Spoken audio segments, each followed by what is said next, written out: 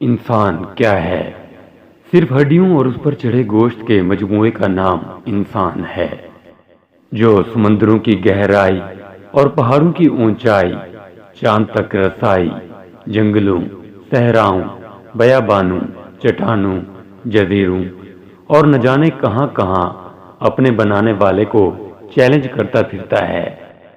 یہ بیج کو دیکھ کر درخت تک پہنچ جاتا ہے، لیکن یہ اپنے آپ کو دیکھ کر اللہ تک نہیں پہنچ پاتا، حالانکہ اللہ بھی انسان میں ویسے ہی موجود ہے جیسے بیج کے اندر درخت پوشیدہ ہے۔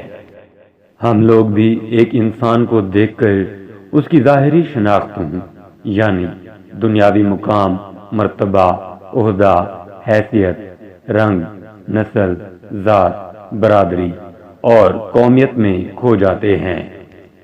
ایک اچھے انسان کی زندگی کا بہترین حصہ اس کے محبت اور رحم دلی سے کیے گئے معمولی اور گمنام اعمال ہیں، جو وہ ان لوگوں کے لیے کرتا ہے جن سے اس کا کوئی رشتہ نہیں ہوتا۔ اس کے علاوہ ایک مخلص مسکراہٹ، خوشگوار چہرہ اور اچھا اخلاق، ایک مہربان لفظ اور خالص دل کسی بھی انسان کی حقیقی خوبصورتی ہے۔ اپنی اصلی شناخت کے لحاظ سے ہر انسان زمین پر خلیفۃ اللہ ہے۔ اے اللہ، اس انسان کو ایمان کی زینت سے مزین فرما اور اس کو ہدایت کی راہ بتانے اور پانے والا بنا دے۔ اے ساری کائنات کے مالک، حضرت انسان کو ایک اچھا انسان بنا جو واقعی خلیفۃ اللہ کہلانے کے لائق ہو۔ ہم سب کو دنیا اور آخرت میں وہ مرتبہ اور عزت عطا فرما جو ہمارے تصور سے بھی بالا تر ہو۔ کائنات کا مالک ہمیشہ ہم سب کو اپنی رحمتوں کے سائے عطا فرما۔